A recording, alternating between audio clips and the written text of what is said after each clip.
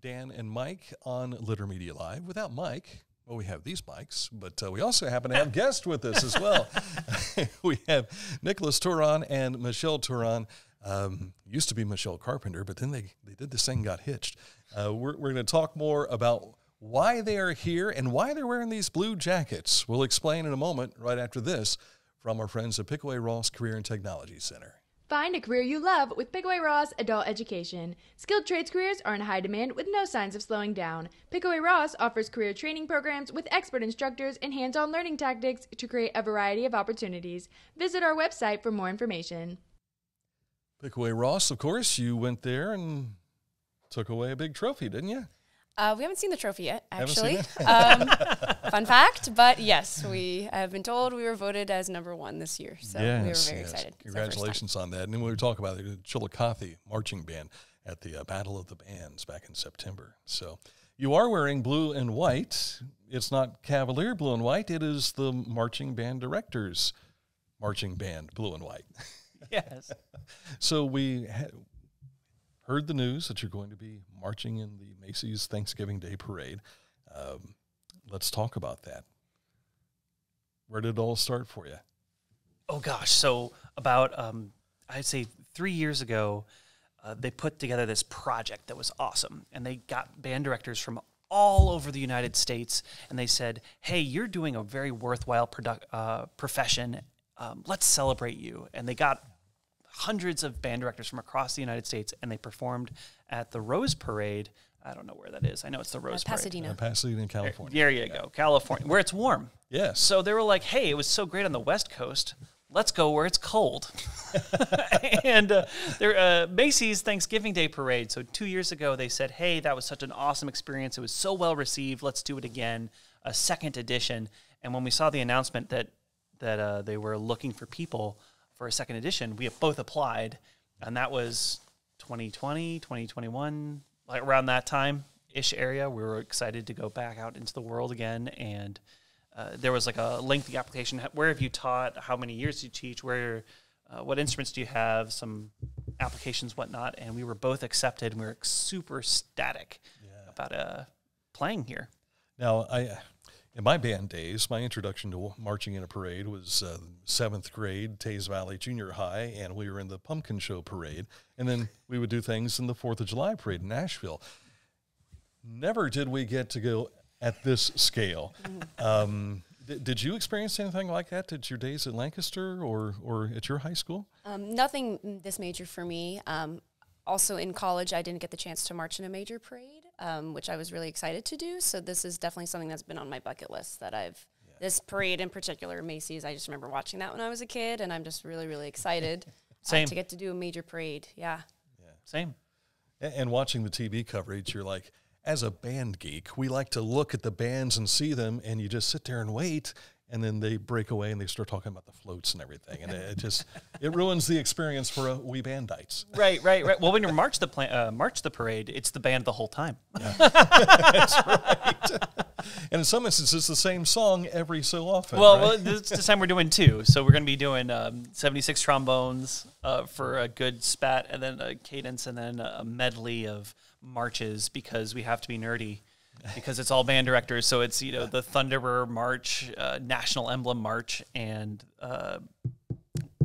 Stars and Stripes Forever. Thank you, Stars and Stripes, the trios from those marches. Slip in some John Philip Sousa. Well, that's exactly their thought. Yeah, and some little Sousa. Who did Thunderer? I don't know. I'll feel bad as soon as I leave because I'll forget. I'm going to leave it on you. Okay. You lost me after John Philip Sousa. I didn't have anybody else to throw out there. So it's huge. People don't realize how big this is. And there are other band directors from Ohio who are participating as well. But it's from all across the country, right? Mm-hmm. Yeah, even Hawaii, I think they have representation from there. Yeah, they wanted to make sure they had representation from each of the states. So when we were applying at first, we were a little nervous because we were both clarinet players from Chillicothe, Ohio, and we thought, oh no, maybe they're not. What are the chances, right? Yes. So thankfully they did take, there's I think a few couples or family members they wanted to keep together. So we were really lucky that we were both accepted. Yeah. And that helps you carpool, I guess. Yeah, definitely. I am not driving. Right. Yes, that's totally true. Now, Nicholas used to be the band director at Paint Valley High School. That's where you and I met. Yeah. And what's your experience now?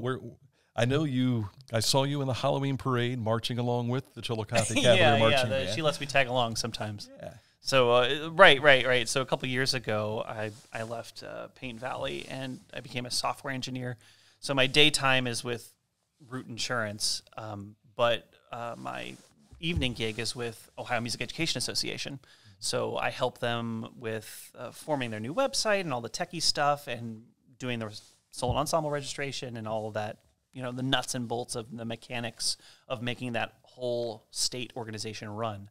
So, which is, again, why I'm really excited to be a part of this group that celebrates such a great profession that, I'm now supporting in a different capacity. Yeah. I think I've told both of you in previous meetings that I wanted to be a band director coming out of high school, and it just didn't play out. But it's been so cool to be involved with the bands, with doing the videos and that sort of thing. So that's been a lot of fun, and I appreciate your cooperation with letting us do that. Yeah, absolutely. Yeah, we love having you there. Oh, it's great. Yeah, everyone can support the band. That's one of the really great thing about the whole band experience is it is a community. It's not just about the band director.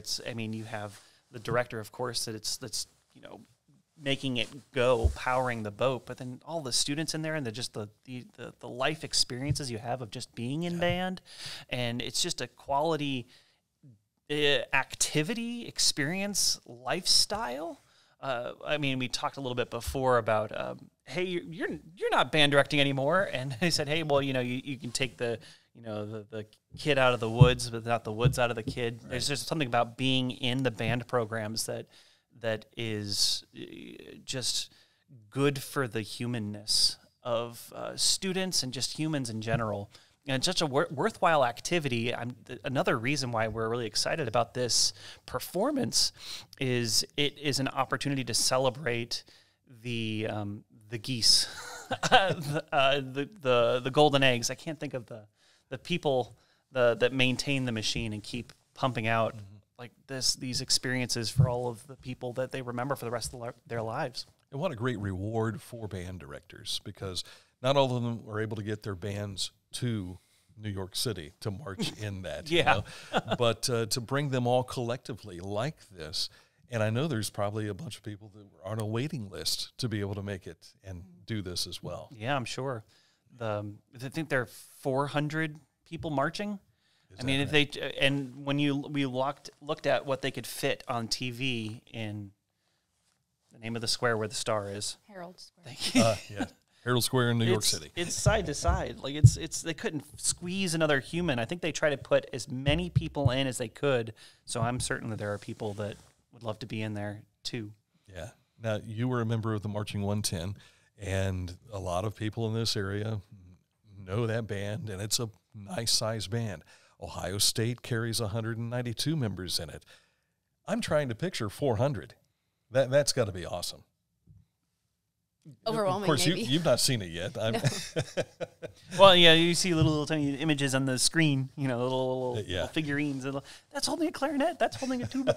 Well, another thing you have to think about is when you think about a band of 20, 40, 60, 100, they're usually in ranks. So you got the trombones up front, then the mellophones and the trumpets. So what's really cool about this group is because it's so massive, they have...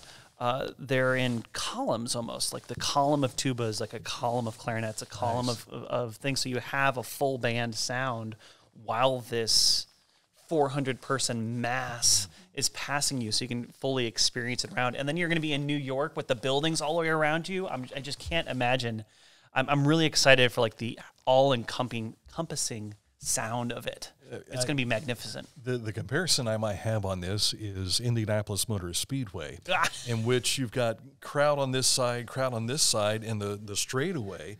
And, the roar of the engines just thunders through there. So you're going to have all these tall buildings, and it's just going to be a canyon that you're playing through. It's going to be awesome. Hopefully we'll sound better than the cars and the... It'll be a much longer... You're not going to be quite as quick as the race cars are. Neither. Both of those things are going to be different. But otherwise, the energy, yes, and the sound and the volume, yes. Now, Michelle, you were telling me that you mentioned Snoopy Are you going to be right behind Snoopy? I think they told us that we'd be behind or near the Snoopy balloon. We haven't seen an exact lineup yet. I don't know if we'll get that until we get to New York. Yeah. But they had mentioned that at one point, and I thought, that is a good identifying factor on where we are. They also mentioned that we are near the front of the parade. Mm-hmm. I think we are the first band to come through the parade. So we're definitely towards the beginning. And it's definitely to note that this parade this year starts at 8:30 instead of 9. It's a half hour earlier. Right. So definitely set alarms to make sure that you are watching in time because we will be near the front. Yeah. Now, I would imagine with 400 members, I'll be disappointed if you're playing 76 trombones and there's not 76 trombones playing. Oh, my gosh. How many trombones? Gosh, there's a lot.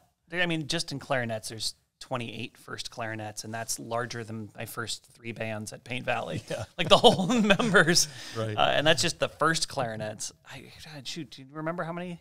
I don't remember, but I think they made the joke at one point that there would literally be 76 trombones. Yeah, I was just thinking about that the other day, the Music Man, and going down and telling everybody in the city that there was going to be 76 trombones and 110 cornets right behind, and I thought, that would be so awesome to hear sometime. But I've never seen it. Well, especially at the quality musician that we have right now. Yeah. She practices a lot. Like I hear it like all the time. I'm typing away and she's practicing. And I'm like, oh, I should be doing that too.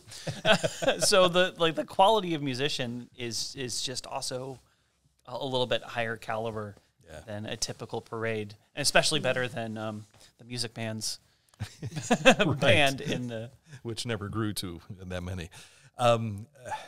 We were talking just a moment ago about being in the band as a youth, and this is a big distinction that I think people take for granted sometimes. You can't play football the rest of your life. You can't play baseball the rest of your life. You can play a musical instrument the rest of your life, and what you are teaching kids today and what they are learning, it could become a trade one day for them, or just something they can pass down to their kids. Absolutely. I think one of the mottos that they use for this group is we teach music, we teach life.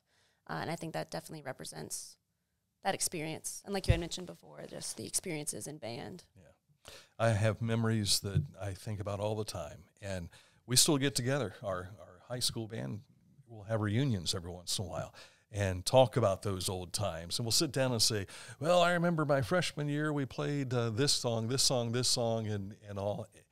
It's just an experience that will stick with you forever. It really is. And we're glad that you're getting to do it in this fashion, because I think when you're my age, you'll look back on this and say, what an experience that was. Absolutely. Absolutely. It's a lifelong endeavor. Michelle has graduated quite a number of students that went on to play in both OU's group and other ensembles that are not music majors, but they just love band and they love the music making, and it's just something they can carry with them forever. So yes, it's fantastic. Mm-hmm. Michelle, you've been at CHS now for 8 years? Yes, this is year 8. That's incredible. Seems like yesterday that you arrived. It's wild. Time flies. When do you folks trek to New York City? We leave tomorrow morning. Don't remind me. We haven't packed yet. No. So it was supposed to be tonight, is that right? We'll pack tonight right after this. Yeah, but we can't. We got to talk to you, of course. Yeah. This was important. We had to be here. I apologize for delaying your taking off. Oh, no. You're giving us an excuse to We are taking our time, though, to get to New York. We have to be there Sunday evening as a rehearsal, and check-in is that afternoon. So we'll get about halfway through Saturday and stay overnight, and then finish the trip Sunday morning. So we took our time, and then we extended our stay after Thursday, after the parade. We extended to Saturday, I think. We extended 2 Saturdays, so we'll get a couple of days there on our own after Thanksgiving to just explore and enjoy New York without having band responsibilities. Yeah. Will we get to follow this journey on social media with you? That's a great question. So I think the indoor rehearsals for music, they might share some things online through social media. We'll definitely be documenting, our personal experience for sure. You can see that. And that's where I was going. Absolutely. But the Saluting America's Band Directors Marching Band, they will be sharing official things kind of behind the scenes a little. They can't share our our rehearsal with what the drill will look like when we're in Herald Square. I think they're under some contract restrictions there. Yes, with NBC, so they can't kind of release that. But they will share some of the music of what we'll be working on. And we actually have another performance in addition to the parade. They booked us to have a performance at the 9/11 Memorial. So we'll play some patriotic music there. Nice. Monday of next week. So that'll be a performance that'll probably be highlighted or shared in some capacity. Oh, yeah. It should be touching as well. Yeah, definitely. We'll have an arrangement of Amazing Grace, and then there's another really harmonized version of Taps that includes the full band instead of, just a single trumpet player or two. It's from solo trumpet to 400-piece marching band version of Taps. It's going to be fantastic. And I think there's a laying ceremony and other things that'll happen during that time. Are there any nerves outside of the travel part? We feel a little anxious, I think is the word. It's been a long time since I had memorized music, let alone 6 full pages of music. I just thought to myself, how did I do this in college and high school, and how do I ask my students to do this right now? But the music also is much harder, as you mentioned. I guess we're band directors that are good at our instruments is how they program this music. We could throw these in there. So we have been really pushing ourselves these past couple weeks to memorize that, and so that's a little anxious.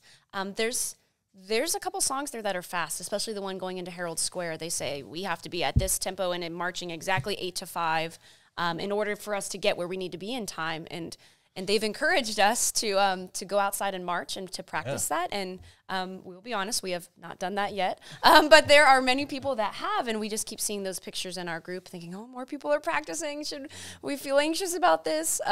So we've seen people practicing on a treadmill while playing. It's been kind of wild in our 3 group. miles, I think, was last night. They did 3 miles at an 8 to 5 so at whatever. There's some really overachieving band directors out there, and we are apparently not in that top category right now. But people often say that, you're in the band, in the marching band. I'm like, you have no idea of the physical demand there is to march. First of all, when I was we did chair step the whole time. Thankfully, this is not. Yeah. This is low step. So you're doing that, plus you're exuding a bunch of power to go through an instrument, and you got to be heard. Yeah, nobody wants to play soft all the time in a marching band.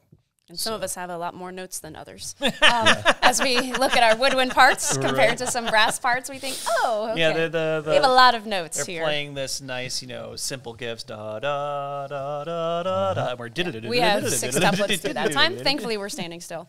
But so we're a little anxious about that. Yeah. And, we thought to ourselves, we don't have kids yet. We're still young-ish. Now, granted, I did turn 30 this year. My knees still work for now. Yes. We'll see when they time out. But we laugh that this maybe is probably the only time we might be able to do something like this. So we're really excited to take advantage of the opportunity. But this band is full of all ages. I mean, current band directors to retired band directors. And we think, well, if we can do it, if they can do it, we can do it, But, we can't but feel a little anxious of, are we really physically ready for this? Should we have been working out?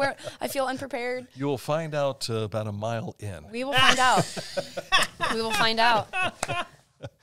Well, I'm excited for you, if you couldn't tell. And this is going to be worth waking up early on Thanksgiving to see. We sure hope so, for sure. Yeah. Yes. Thank you for stopping by to talk about this. We wish you well, good luck, safe travels, and make us proud. Oh.